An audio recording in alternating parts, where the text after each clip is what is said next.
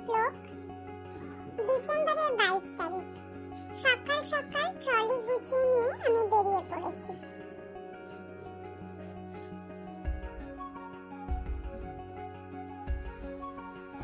গাড়ি আমাদের জন্য ওয়েট করছে। মাম্মাম, বাবাই আর দিদুনকে নিয়ে যাব আমি জয়রামবাটি কামারপুকুর।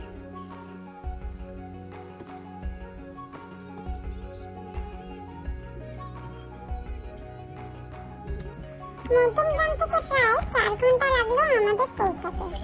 প্রথমেই গেলাম কামারপুকুরে। চলে এসেছি ঠাকুরের ভিটে বাড়িতে। ঠাকুরের জন্ম থেকে প্রায় 17 বছর বয়স পর্যন্ত তিনি এই বাড়িতে ছিলেন। এরপর তিনি চলে যান দক্ষিণেশ্বরে। পরবর্তীকালে মাঝে মধ্যে তিনি ফিরে আসতেন তার ভিটে বাড়িতে। চলে আসলাম জয়রামবাটিতে। 22শে ডিসেম্বর দিনটিতেই ছিল মায়ের 172তম জন্ম জয়ন্তী। জন্মের পর থেকে মা 9 বছর বয়স পর্যন্ত এই বাড়িতে ছিলেন। ঠাকুর শ্রীরামকৃষ্ণের সঙ্গে এই বাড়িতেই তার বিবাহ সম্পন্ন হয়। স্বামী শারদানন্দ 1923 সালে এখানে মাতৃমন্দির প্রতিষ্ঠা করেন। ঠাকুর মায়ের জন্মতিথি, কল্পতরু উৎসব এই বিশেষ দিনগুলি বাদ দিয়ে অন্যান্য দিনগুলি কিন্তু এখানে ফাঁকাই থাকে। ভোগ খাওয়ারও সুব্যবস্থা এখানে আছে। আমরা ঠাকুর বাড়ি আর মায়ের বাড়ির দর্শন সেরে পরবর্তী গন্তব্যের দিকে এগিয়ে গেলাম।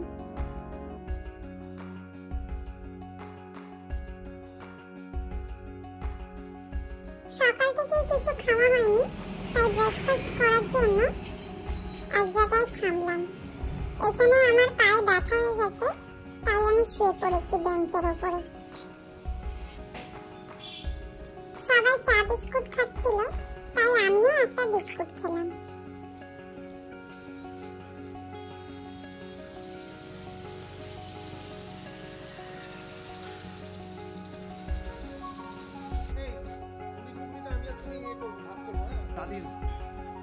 এরপর দেখি বাবাইরা মুড়ি ঘুগনি খাচ্ছে। আমারও ইচ্ছা হলো একটু টেস্ট করে দেখার।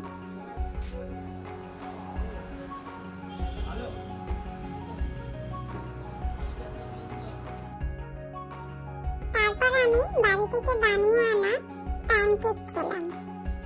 প্রচুর খাওয়া দাওয়া হয়ে গেল, পেট আমার একদম ভর্তি হয়ে গেছে।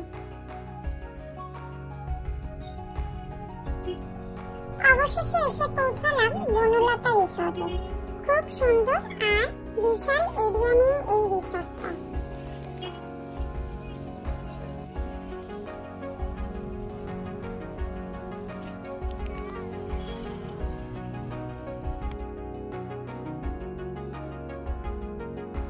আমাদের 4 জনের জন্য একটি 4 বেডেড রুম নেওয়া ছিল।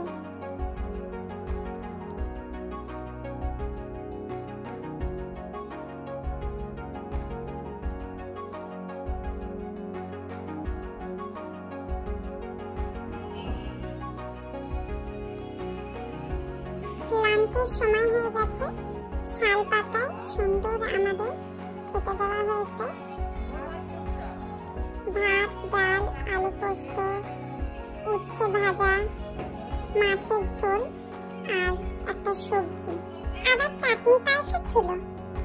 রান্না এবং আতিথেয়তা দুটোই খুব ভালো লাগলো।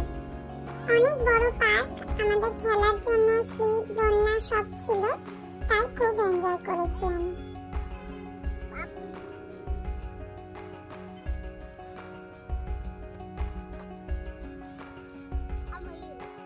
লাঞ্চ সেরে এবার বেরিয়ে পড়েছি একটা দারুণ জায়গা দেখতে। দ্বিতীয় বিশ্বযুদ্ধের সময়কার একটা লুকানো রানওয়ে, যেটা জঙ্গলের মধ্যে অবস্থিত।